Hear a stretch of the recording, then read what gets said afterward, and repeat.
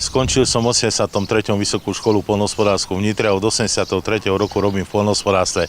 V 2006 som skončil bakalárskú ekonomickú vysokú školu a celý život sa venujem len poľnohospodárstvu.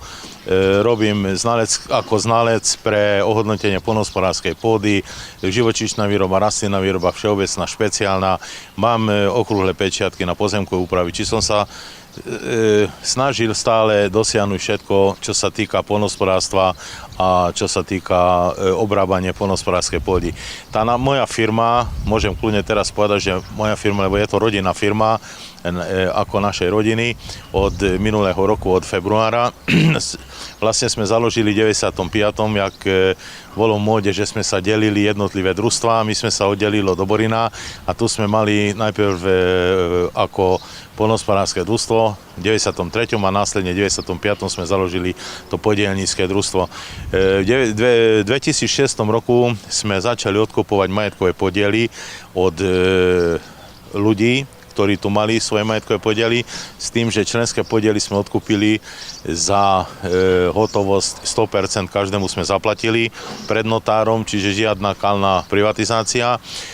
A členské podiely každému bez toho, že či žije v Raškovciach alebo v Galante, 50% hotovosť tiež pred notárom do notárskej zápisnice.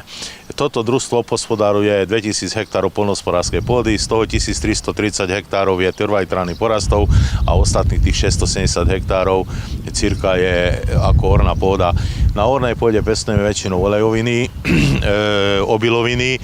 Z obilovín pšenicu tento rok pestujeme špádu pšenicu pre jednu maďarskú firmu a jačmeň ozimný, sladovnícky. Keď budú vyvať zorky, tak počítame, že to predáme do sladovne. Olejoviny, repku, silnečnicu nie, ale väčšinou pre zahraničných odberateľov to do Poľska alebo do Maďarska.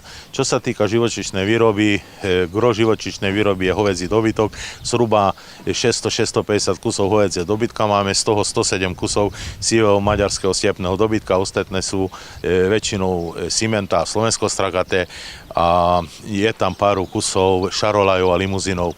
Na druhej strane hospodárskeho dvora máme vybudovanú agroturistiku. Vlastne celý systém je založený tak, že rozložili sme vlastne to riziko.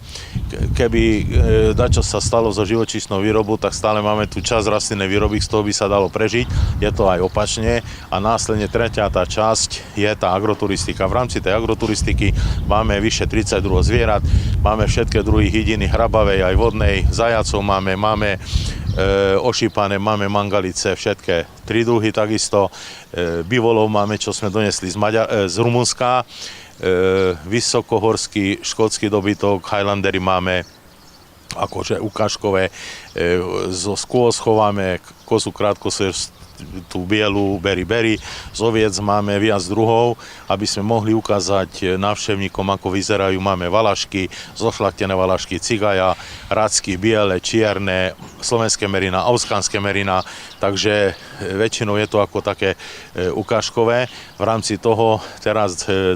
júla bude 2 roky, čo sme otvorili pekný penzión na reštauráciu, aj s ubytovacími zariadeniami, ktorý naplňa tú časť agroturistiky. Čiže to ekonomické riziko podnikania je rozložené a vlastne, jak som už spomínal, sa skladá z 3 častí. Naša firma momentálne zamestná 43 ľudí. Samozrejme, sezónne ešte stále prijímame od 5 do 10 ľudí podľa toho, či potrebujeme.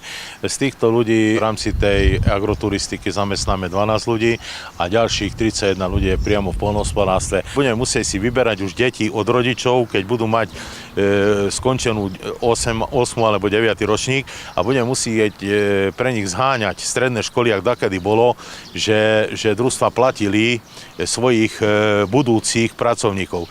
Čiže zrejme tomu sa to smeruje, aby sme vedeli za 10 rokov zabezpečiť základných pracovníkov. Treba ešte ku tomu dodať, že nie je problém len so základnými pracovníkmi. Za posledný rok napríklad neviem zohnať zootechnika. Nezoženete agronóma, nezoženete mechanizátora. Čiže ani stredoškolské vzdelaného a nehovoriac o tom, že ani vysokoškolského.